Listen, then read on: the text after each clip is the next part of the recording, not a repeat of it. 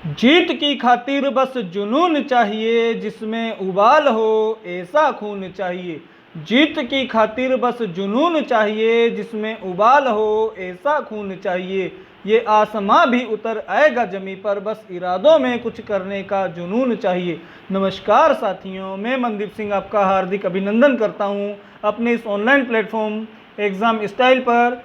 साथियों, जैसा कि आप सबको पता है कि हमने पिछली क्लास में बात की थी भारतीय संविधान की प्रस्तावना से पूछे जाने वाले महत्वपूर्ण प्रश्नों की। दोस्तों, आज फिर मैं आपके सामने उपस्थित हुआ हूं एक नए टॉपिक को लेकर। दोस्तों, आज हम भारतीय संविधान सभा से पूछे जाने वाले महत्वपूर्ण प्रश्नों पर चर्चा करेंगे। दोस्तों, चलिए देखते हैं भारतीय संविधान सभा से पूछे जाने वाले महत्वपूर्ण प्रश्नों की इस सीरीज का पहला प्रश्न ये रहा। दोस्तों, आपके सामने भारत में संविधान सभा के गठन का विचार औपचारिक रूप से 1934 में किसने प्रस्तुत किया था? संविधान सभा के गठन का विचार औपचारिक रूप से 1934 में किसने प्रस्तुत किया था? एम.एन. रॉय ने, मोतीलाल नेहरू ने, महात्मा गांधी ने या फिर बाल गंगाधर तिलक ने? बताइए साथियों, इस प्रश्न का सही आंसर क्या होगा? संविधान सभा के गठन का विचार औपचारिक रूप से 1934 में किसने प्रस्तुत किया था? बताइए। एम.एन. रॉय ने प्रस्तुत किया था, मोतीलाल नेहरू ने प्रस्तुत किया था, महात्मा गांधी ने प्रस्तुत किया था या फिर बाल गंगाधर तिलक ने प्रस्तुत किया था? बताइए दोस्तों, किसने प्रस्तुत किया था संविधान सभा के गठन का विचार 1934 में? बताइए दोस्तों, इस प्रश्न का सही आंसर हो जाएगा M.N.. Roy, option A, Manabendranath Roy. दोस्तों, मानवेंद्रनाथ रॉय ने वर्ष 1934 में संविधान सभा के गठन के विचार के सैद्धांतिक या औपचारिक रूप भी प्रस्तुत किए थे या प्रतिपादित किए थे। दोस्तों, यानी कि इन्होंने संविधान सभा के गठन की मांग की थी और गठन की मांग के साथ साथ संविधान सभा के गठन के सिद्धांत भी प्रस्तुत किए थे वर्ष 1934 में। तो यहाँ पर सही आंसर क्या आ जाएगा दोस्तों? एम.एन. रॉय। नेक्स्ट क्वेश्चन दोस्तों इस सीरीज का, भारतीय संविधान का जनक किसे कहा जाता है? भारतीय संविधान का जनक या पितामह किसे कहा गया है? बताइए दोस्तों, डॉक्टर भीमराव अंबेडकर, पंडित जवाहरलाल नेहरू, टी.टी. कृष्णमाचारी या डॉक्टर के.एम. मुंशी? बताइए इस प्रश्न का सही आंसर क्या होगा? भारतीय संविधान का जनक किसे कहा गया है? दोस्तों, इस प्रश्न का जो सही आंसर है वो हो जाएगा यहाँ पर बिल्कुल सही जवाब आप सबका डॉक्टर भीमराव अंबेडकर। दोस्तों, डॉक्टर भीमराव अंबेडकर को भारतीय संविधान का जनक कहा जाता है। दोस्तों, यदि पूछा जाए डॉक्टर भीमराव अंबेडकर को भारतीय संविधान का जनक क्यों कहा जाता है, तो दोस्तों संविधान निर्माण के लिए संविधान सभा में कुल 27 समितियां बनाई गई थी और दोस्तों संविधान सभा में जो भी समितियां गठित की गई थी उन सभी समितियों में सबसे प्रमुख समिति माना गया था प्रारूप समिति को। प्रारूप समिति का गठन किया गया था 29 अगस्त 1947 को और दोस्तों प्रारूप समिति की जो कुल सदस्य संख्या थी वो थी 7। दोस्तों, इसके अध्यक्ष थे डॉक्टर भीमराव अंबेडकर और प्रारूप समिति के द्वारा भारतीय संविधान का प्रारूप तैयार किया गया था। अर्थात भारतीय संविधान का जो प्रारूप है वो डॉक्टर भीमराव अंबेडकर के निर्देशन में तैयार किया गया था। इसीलिए दोस्तों डॉक्टर भीमराव अंबेडकर को भारतीय संविधान का जनक भी कहा जाता है। नेक्स्ट क्वेश्चन दोस्तों, संविधान सभा की कुल सदस्य संख्या 389 में से देशी रियासतों से कुल कितने सदस्य चुने गए थे? दोस्तों, यहाँ से आपके 2-3 क्वेश्चन बनते हैं, एक ही क्वेश्चन से मैं सभी पर चर्चा करूंगा अभी। भारतीय संविधान सभा की कुल सदस्य संख्या 389 में से देशी रियासतों से कुल कितने सदस्य चुने गए थे? 92, 93, 292 या 4? 92, 93, 292 या 4? बताइए दोस्तों, देशी रियासतों से कुल कितने सदस्य चुने गए थे? तो दोस्तों मैं बता दूं आपको, इस प्रश्न का जो सही आंसर है वो हो जाएगा 93 सदस्य। दोस्तों, देशी रियासतों से संविधान सभा में 93 सदस्य चुने गए थे। दोस्तों, यहाँ पर पहला प्रश्न आपका बनता है, संविधान सभा की कुल सदस्य संख्या कितनी निर्धारित की गई थी? तो दोस्तों संविधान सभा की कुल सदस्य संख्या जैसा कि यहाँ पर बताया गया है 389 निर्धारित की गई थी और इन 389 में से 93 सदस्य 93 सदस्य देशी रियासतों से चुने गए थे और देशी रियासतों के सदस्यों को देशी रियासतों के राजाओं के द्वारा मनोनीत किया गया था, जबकि प्रांतों से 292 सदस्य चुने जाने का प्रावधान था तथा 4 सदस्य चीफ कमिश्नरी क्षेत्रों से चुने गए थे। दोस्तों 292 और 4 296 सदस्य निर्वाचित हुए थे, जबकि 93 सदस्य मनोनीत हुए थे और मनोनीत सदस्य कहां से चुने गए थे? देशी रियासतों से चुने गए थे। और इन्हें मनोनीत किसने किया था दोस्तों? तो देशी रियासतों के राजाओं के द्वारा ये मनोनीत किए गए थे। दोस्तों नेक्स्ट क्वेश्चन, दोस्तों चलते हैं इस सेशन के नेक्स्ट क्वेश्चन की ओर। संविधान सभा की पहली बैठक कब हुई थी? दोस्तों संविधान सभा की पहली बैठक के बारे में पूछा गया है। संविधान सभा की पहली बैठक किस दिन हुई थी? 8 दिसंबर 1946 को, 10 दिसंबर 1946 को, 13 दिसंबर 1946 को या फिर 9 दिसंबर 1946 को? बताइए साथियों, संविधान सभा की पहली बैठक किस दिन हुई थी? कमेंट कीजिए जल्दी से कमेंट बॉक्स में, संविधान सभा की पहली बैठक किस दिन हुई थी? तो दोस्तों इस प्रश्न का जो सही आंसर है वो हो जाएगा ऑप्शन डी, 9 दिसंबर 1946 को संविधान सभा की पहली बैठक हुई थी। दोस्तों पहली बैठक कहां पर हुई थी? तो संविधान सभा की पहली बैठक कौंसिल चैम्बर के पुस्तकालय भवन में हुई थी, जो कि नई दिल्ली में स्थित है। दोस्तों कौंसिल चैम्बर के पुस्तकालय भवन को ही बाद में संसद के रूप में शिफ्ट कर दिया गया या संसद बना दिया गया। तो दोस्तों संविधान सभा की पहली बैठक कहां पर हुई थी? नई दिल्ली में हुई थी, कौंसिल चैम्बर के पुस्तकालय भवन में हुई थी और 9 दिसंबर 1946 को हुई थी। साथियों देखते हैं दोस्तों आज के सेशन का नेक्स्ट क्वेश्चन। संविधान सभा के उपाध्यक्ष कौन निर्वाचित हुए थे? संविधान सभा के उपाध्यक्ष के रूप में किसे निर्वाचित किया गया था या किसे नियुक्त किया गया था? देखते हैं दोस्तों, option A doctor HC. Mukherjee, VT. Krishnamachari, doctor Sachchidanand Sinha या फिर ए व बी दोनों। बताइए दोस्तों यहाँ पर सही आंसर क्या होगा?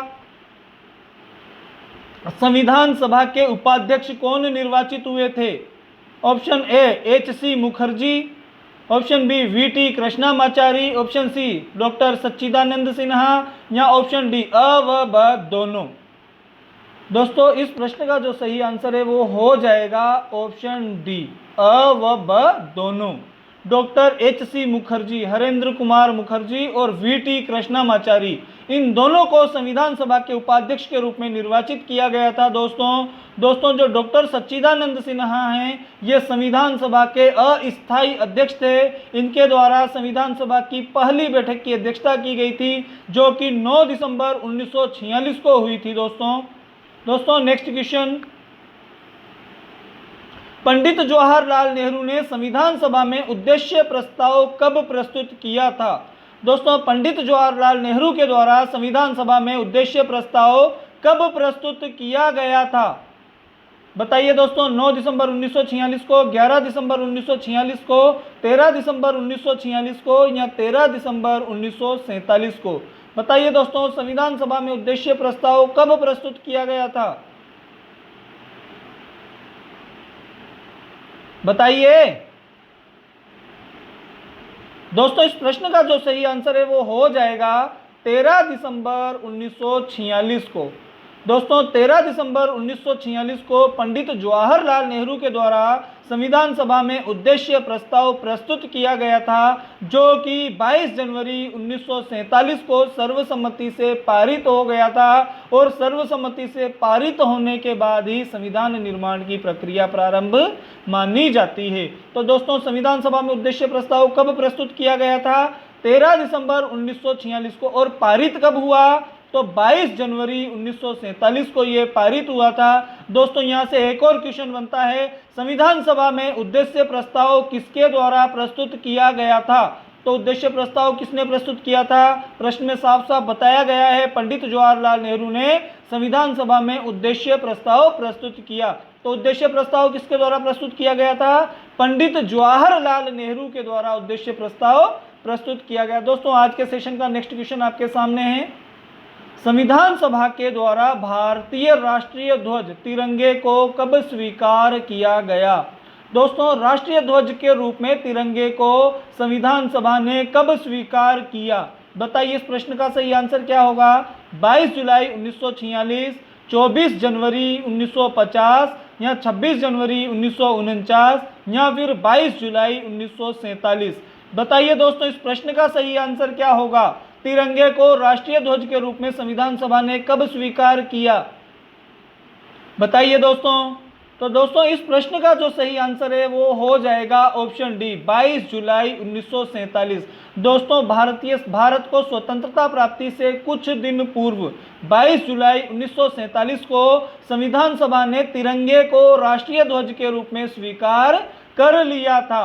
दोस्तों जो हमारा राष्ट्रीय ध्वज है तिरंगा है, तिरंगे के वास्तुकार कौन है, तिरंगे का डिजाइन किसके द्वारा तैयार किया गया था? तो तिरंगे का जो डिजाइन है वो पिंगली वेंकैया के द्वारा तैयार किया गया था साथियों। और भारतीय राष्ट्रीय ध्वज के रूप में तिरंगे को 22 जुलाई 1947 को स्वीकार किया गया। दोस्तों एक और प्रश्न यहाँ से बनता है, जो भारतीय राष्ट्रीय ध्वज तिरंगे में एक गहरा नीले रंग का एक चक्र है, इसे कहां से लिया गया है? तो दोस्तों इसे अशोक के सारनाथ स्तंभ से लिया गया है साथियों। भारतीय राष्ट्रीय ध्वज से कुछ प्रश्न बनते हैं महत्वपूर्ण, जिन पर मैंने आपको इस वीडियो में चर्चा की है। देखते हैं दोस्तों आज के इस सेशन का नेक्स्ट क्वेश्चन। भारत के राष्ट्रीय गीत वंदे मातरम को कब अपनाया गया? राष्ट्रीय गीत जानते हो आप सब, वंदे मातरम सुजलाम सुफलाम मलयज शीतलाम। दोस्तों राष्ट्रीय गीत, इसे संविधान सभा के द्वारा कब स्वीकार किया गया? राष्ट्रीय गीत के रूप में वंदे मातरम को कब स्वीकार किया गया? बताइए साथियों। 26 जनवरी 1950, 26 नवंबर 1949, 24 जनवरी 1950 या 26 जनवरी 1948। बताइए साथियों। तो दोस्तों इस प्रश्न का जो सही आंसर है वो हो जाएगा 24 जनवरी 1947, सॉरी 24 जनवरी 1950। दोस्तों 24 जनवरी 1950 को संविधान सभा की अंतिम बैठक हुई थी और इस अंतिम बैठक में संविधान सभा के द्वारा वंदे मातरम गीत को राष्ट्रीय गीत के रूप में स्वीकार कर लिया गया। दोस्तों ये जो राष्ट्रीय गीत है हमारा वंदे मातरम, इसे किसके द्वारा लिखा गया है या ये किसकी रचना है? तो दोस्तों ये बंकिम चंद्र चटर्जी के द्वारा लिखा गया है। बंकिम चंद्र चटर्जी का एक उपाध्याय आनंद मठ, जो कि 1882 में लिखा गया था, इस आनंद मठ से इस वंदे मातरम को लिया गया है। तो दोस्तों ये थे वंदे मातरम राष्ट्रीय गीत से बनने वाले महत्वपूर्ण प्रश्न। देखते हैं दोस्तों इस सीरीज का अगला प्रश्न। भारत के राष्ट्रगान जन गण मन को कब अपनाया गया या जन गण मन को राष्ट्रगान के रूप में कब स्वीकार किया गया? बताइए साथियों इस प्रश्न का सही आंसर क्या होगा? 26 जनवरी 1950, 26 नवंबर 1949, 24 जनवरी 1950 या 22 जुलाई 1947। बताइए साथियों इस प्रश्न का सही आंसर क्या होगा? बताइए साथियों। तो दोस्तों इस प्रश्न का जो सही आंसर है वो भी हो जाएगा 24 जनवरी 1950। दोस्तों 24 जनवरी 1950 को संविधान सभा की अंतिम बैठक हुई थी और अंतिम बैठक में राष्ट्रीय गीत और राष्ट्रीय गान दोनों को स्वीकार किया गया था। राष्ट्रगान के रूप में जन गण मन को स्वीकार किया गया और राष्ट्रीय गीत के रूप में वंदे मातरम को स्वीकार किया गया। कब स्वीकार किया गया दोस्तों? तो 24 जनवरी 1950 को जन गण मन को राष्ट्रगान के रूप में संविधान सभा ने स्वीकार किया। दोस्तों आज के सेशन का लास्ट प्रश्न देखते हैं। डॉक्टर राजेंद्र प्रसाद भारत के पहले राष्ट्रपति के रूप में कब चुने गए? यहाँ संविधान सभा ने डॉक्टर राजेंद्र प्रसाद को भारत का प्रथम राष्ट्रपति कब चुना? तो दोस्तों इस प्रश्न का सही आंसर क्या होगा? बताइए। 26 जनवरी 1949, 24 जनवरी 1950, 26 नवंबर 1949 या 26 जनवरी 1950। बताइए दोस्तों इस प्रश्न का सही आंसर क्या होगा? दोस्तों इस प्रश्न का जो सही आंसर है वो हो जाएगा ऑप्शन बी, 24 जनवरी 1950। दोस्तों 24 जनवरी 1950 को संविधान सभा की आखिरी बैठक हुई थी और आखिरी बैठक में राष्ट्रगान राष्ट्रगीत को भी स्वीकार किया गया। और दोस्तों जो संविधान सभा की अंतिम बैठक थी 24 जनवरी 1950 को हुई थी, इसी बैठक में संविधान सभा के सदस्यों ने डॉक्टर राजेंद्र प्रसाद को भारत के पहले राष्ट्रपति के रूप में चुन लिया था। तो दोस्तों ये थे आज के 10 प्रश्न। दोस्तों जल्दी ही मिलेंगे नेक्स्ट वीडियो में। दोस्तों यदि आपने अभी तक हमारे चैनल को सब्सक्राइब नहीं किया है तो मैं आपसे एक बार फिर से आग्रह करूंगा, आप हमारे चैनल को सब्सक्राइब कीजिए। और यदि आपको हमारा आज का ये वीडियो पसंद आया हो तो दोस्तों आप हमारे टेलीग्राम ग्रुप को भी ज्वाइन कर सकते हैं, जिसका लिंक मैंने डिस्क्रिप्शन बॉक्स में दिया हुआ है। दोस्तों हमारे किसी भी ग्रुप से जुड़ने के लिए, चाहे से आप व्हाट्सएप ग्रुप से जुड़ना चाहते हैं, टेलीग्राम ग्रुप से जुड़ना चाहते हैं या फेसबुक ग्रुप से जुड़ना चाहते हैं, दोस्तों मैंने सभी ग्रुपों का लिंक आपको डिस्क्रिप्शन बॉक्स में दे दिया है। आप डिस्क्रिप्शन बॉक्स पर जाकर हमारे किसी भी ग्रुप से जुड़ सकते हैं। दोस्तों सभी विषयों के महत्वपूर्ण नोट्स प्राप्त करने के लिए आप हमारी वेबसाइट www.examstyle.com पर भी विजिट कर सकते हैं। दोस्तों हमारी वेबसाइट पर आपको सभी विषयों के महत्वपूर्ण प्रश्न मिल जाएंगे। दोस्तों आज की इस वीडियो में आपके लिए इतना ही। जल्दी हाजिर होऊंगा आपके लिए एक और अगली सीरीज में अगला वीडियो लेकर। दोस्तों न कुछ नए प्रश्न लेकर आपके सामने उपस्थित होऊंगा। आज के लिए इतना ही। शुक्रिया दोस्तों, बहुत बहुत धन्यवाद आपका।